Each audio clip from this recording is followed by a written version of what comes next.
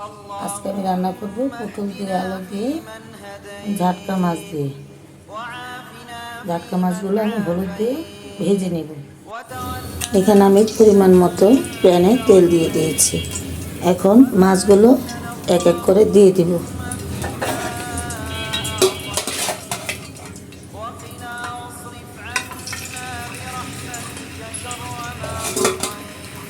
এবং লাল করে ভেজে নেব।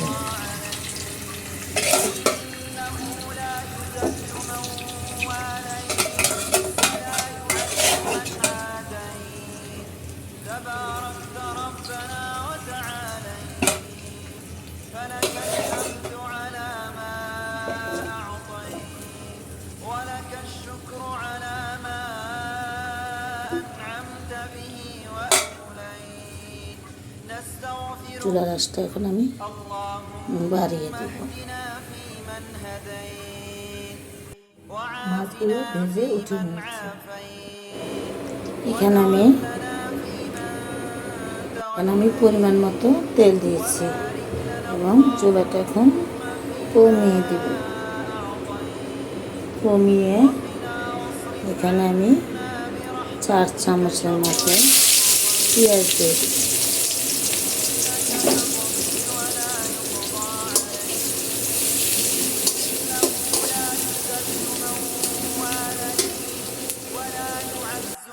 পেঁয়াজটা যখন নরম হয়ে আসবে তখন আমি বাকি মশলাগুলো দিয়ে দিব। এখন আমি দিয়ে দিব আদা রসুন বাটা 2 চামচ এবং নেড়ে দেব। এখন আমি দিয়ে দেব লবণ। পরে দেখে লবণ যদি আবার কম হয় তাহলে আবার লবণ দেব। চুলার আঁচটা কমিয়ে আমি বাকি মশলাগুলো দিয়ে দেব।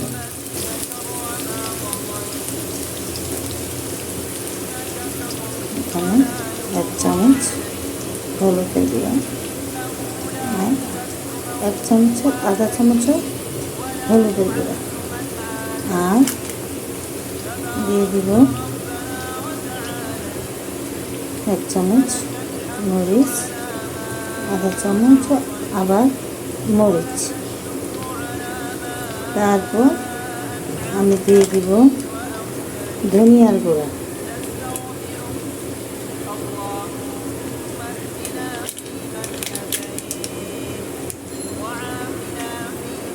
এবং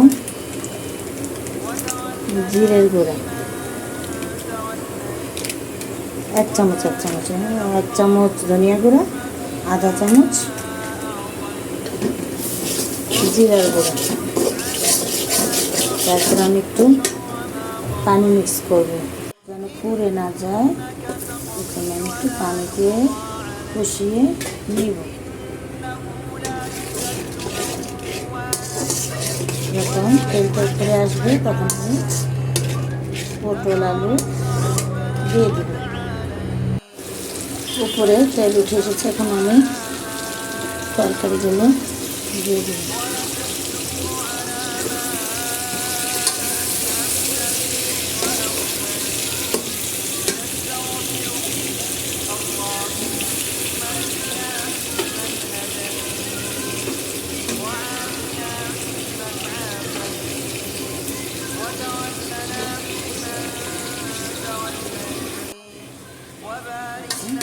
নেড়ে দিব।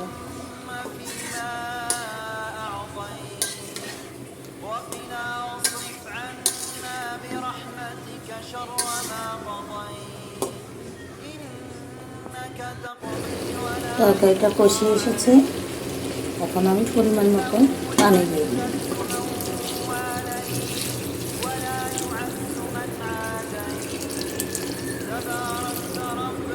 আমার এই রান্নাগুলো অতি সাধারণ, হয়তো অনেকেই পারে, কিন্তু নতুন রাঁধুনিদের জন্য একটু হেল্প হবে। যদি আপনাদের ভালো লাগে একটু সাবস্ক্রাইব করবেন, এইটুকুই। আপনাদের কাছে চাই।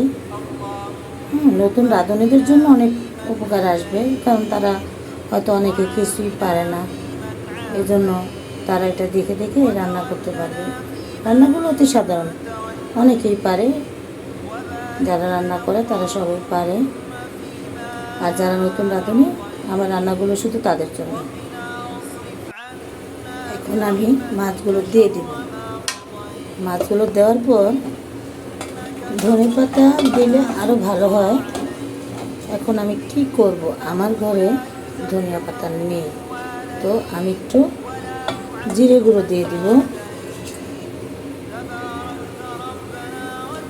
বা ধনিয়া গুঁড়ো দিলেও হবে।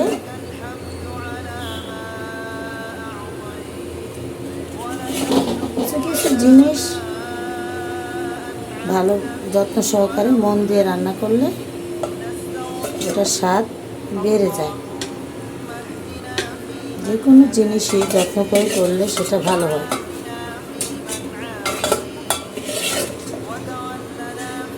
মাছগুলো দিয়ে দিলাম।